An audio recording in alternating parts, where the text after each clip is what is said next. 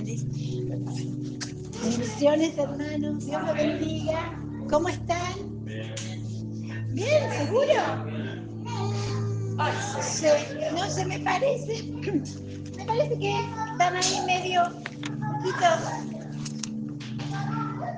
me parece que están un poquito ahí renegando, me pareció cuando entré, que alguno andaba por ahí diciendo que a los malos les va bien y a mí no me va tan bien y los malos prosperan. ¿Puede ser?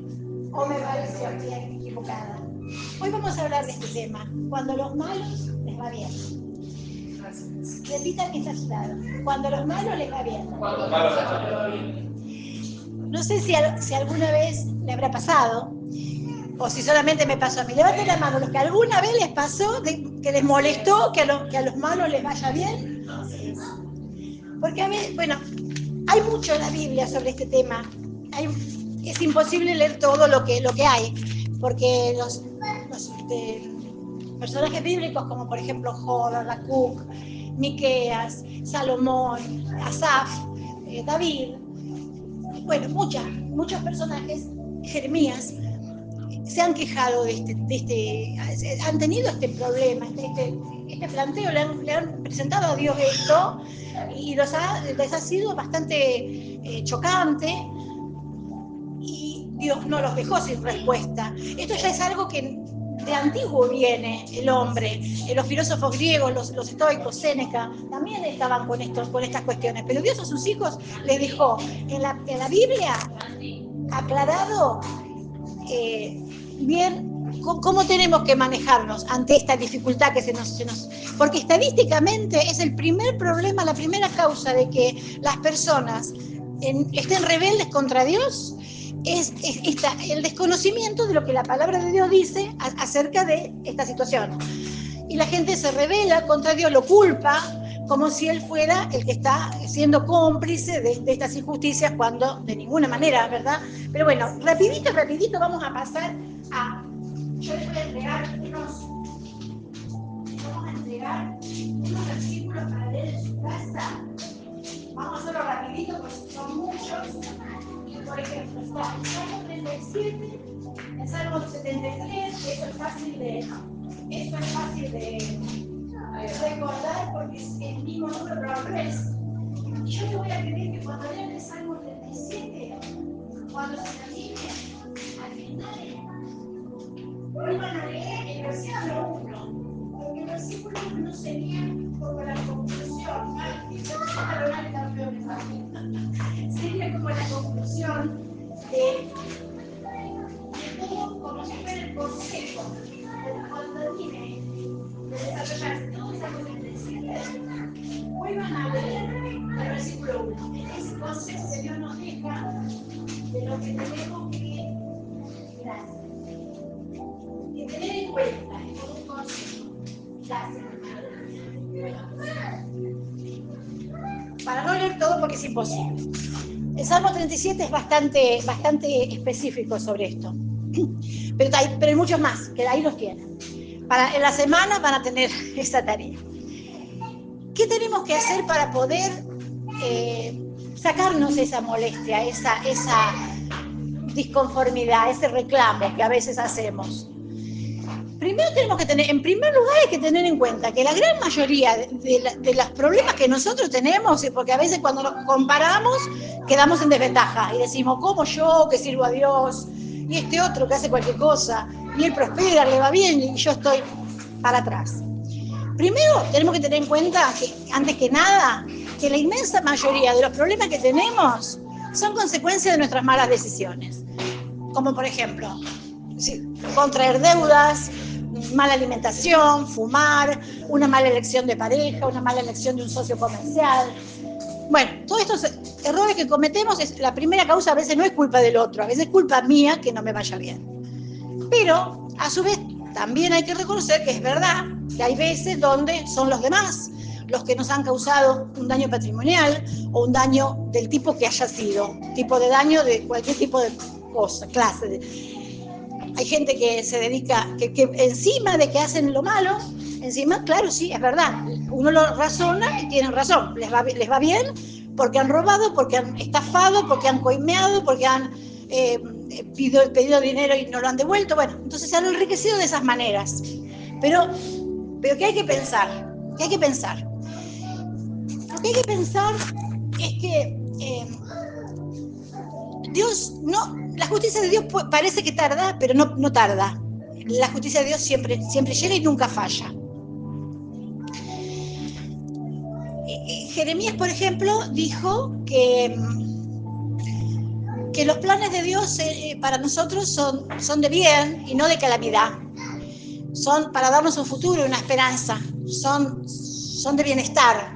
Él todo lo bueno lo quiere para nosotros. Todos sus planes para nosotros son, por eso en el Edén Él había creado todo, para que esté todo a la perfección, para que no nos faltara absolutamente nada, para que seamos plenamente felices. Claro, vinieron Adán y Eva y prefirieron obedecerle a una serpiente antes que a Dios y arruinaron todo. Porque la paga del pecado, como dice la Biblia, siempre es muerte. Y muerte en el sentido, a veces en el sentido metafórico, porque no va a ser siempre un pecado y ya ahí nomás me morí. Pero puede ser ruina, pobreza, problemas familiares, de salud, de miles de tipos, de trabajo y de todo. Acá el tema es que reconozcamos que cuando Adán y Eva pecaron y tomaron esa mala decisión, entonces Dios quiso, Dios se corrió y todo, porque claro, vos estarás diciendo, ¿yo qué culpa tengo de lo que hizo Adán? Yo no tengo la culpa. No es así. Porque, a ver, pensá que si el pecado entró por un hombre, que es verdad, por Adán, pero también la salvación entró por un hombre, que es Cristo. Y está bien, vos no tuviste nada que ver con lo que Adán decidió en ese momento. Pero en realidad tampoco tuviste nada que ver con el sacrificio que hizo Jesús en la cruz. Y eso a vos también te alcanza.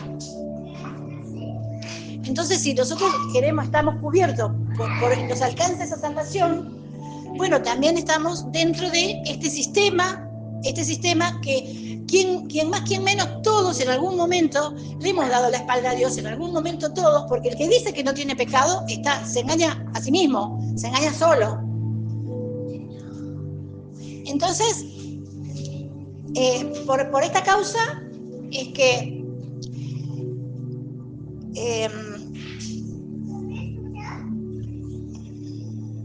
quería decir algo, me olvidé lo que quería decir. Pero bueno, es como por ejemplo en un colegio. Vamos a dejar de lado lo que me olvidé. En un colegio hay un profesor que es excelente, que sabe un montón, que se hace todos los cálculos matemáticos, los teoremas y todo, pero hay un grupo de alumnos que son más rebeldes y hay otros alumnos que no son inteligentes, estudiosos y obedecen. Hay un chico que es el líder y el chico dice: no, yo hago mejor los cálculos, a mí me sale mejor, él está equivocado, no, yo, bueno. Entonces se arma como una especie de complot ahí, de rebelión.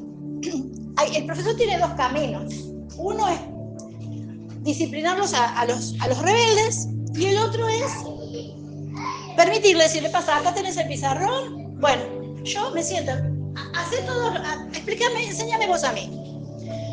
Claro, el chico se va a enredar solo y todos los demás se van a dar cuenta. Más o menos es eso lo que pasó. ¿Por qué? Porque si el profesor, si el docente lo que hubiera hecho fuera no permitirle demostrar nada, lo que todos se hubieran quedado con la duda y hubieran dicho: ¿y si el profesor estaba equivocado, si nos mintió, si nos engañó y el chico tenía razón? Entonces él permitió, se corrió, y Dios hizo lo mismo. Dios se corrió y ¿quién pasó adelante? Pasó el diablo, porque Dios es un caballero, pero el diablo no. El diablo se mete sin permiso. Y como todos en algún momento lo hemos elegido, porque como dice la Biblia, amaban más las tinieblas que la luz, porque sus obras eran malas. Entonces lo hemos rechazado. En un momento todos lo hemos rechazado, no solo Adán. Y ese era lo que yo iba a decir. Ese es el tema, que Dios tiene un propósito con todo, pero esperemos, porque la justicia de Dios, por más que pareciera que tardara, no tarda. Y, por ejemplo, entre los versículos uno de los versículos de los capítulos ahí que pusimos, creo que era el de Habacuc 1, donde, no, el de Jeremías 12, donde Jeremías se sorprendió. Primero no lo respondía, pero Dios, hasta cuando en el silencio tiene un propósito. Dios todo lo que hace es con un propósito, hasta sus silencios tienen un propósito. Y Jeremías se sorprende cuando Dios le dijo que había levantado a los caldeos contra su propio pueblo. Entonces Jeremías, claro, no lo podía entender. Pero es así, por eso yo les pido que lo lean todo, para poder terminar entendiendo que en cada proceso Dios quiere el propósito siempre en todo. Y al final de cada prueba que pasemos, como dice Romanos 8:28, a los que amamos a Dios y conforme a su propósito fuimos llamados, todo lo que nos pase, parezca lindo, parezca feo, todo es para bien de nosotros. Si estamos en medio, además Dios va a pasar esos procesos, los va a pasar con nosotros. No nos va a dejar solo en eso, en ese desierto no nos va a dejar solos. Si Él a nosotros nos está pidiendo que nos riamos con el que ríe, que lloremos con el que llora, Él no puede hacer algo diferente. Él va a hacer, como mínimo va a hacer lo mismo. Nos va a estar consolando, nos va a estar fortaleciendo en todo momento, va a estar con nosotros, aunque no lo sintamos.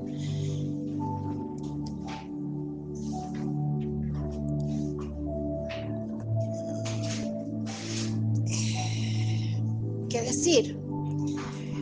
Va a pulir nuestra fe ese proceso, va a pulir nuestro carácter, va a forjar nuestra personalidad, va a hacernos crecer en la fe, va a formarnos a la imagen, a conformarnos a la imagen de Cristo, va a convertirnos en las personas que Él quiere que nosotros seamos, en los hombres, las mujeres, los hijos suyos, que Él quiere, con miras al llamado que Él tiene para cada uno de nosotros. Y todo lo que nos ha pasado en la vida, todo sirve para algo, nada se va a perder, nada va a quedar desperdiciado.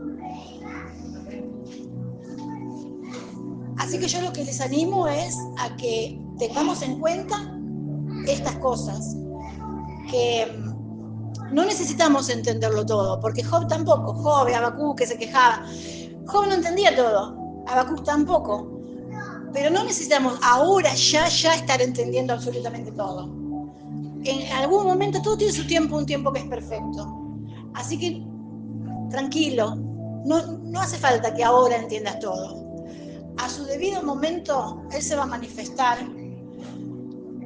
y su gloria, porque el impío, como dice, qué sé yo, bueno, como el Salmo 37 o tantos otros, el impío si no se arrepiente, no va a ver la gloria de Dios. Si se arrepiente, obviamente la posibilidad la va a tener siempre, pero si no se arrepiente, no va a ver la gloria de Dios. Entonces, vamos a confiar, para sellar esta palabra y cerrarla. Yo quería leerles unos versículos que están acá. Se terminó el tiempo. Damos un fuerte aplauso al Señor. Amén.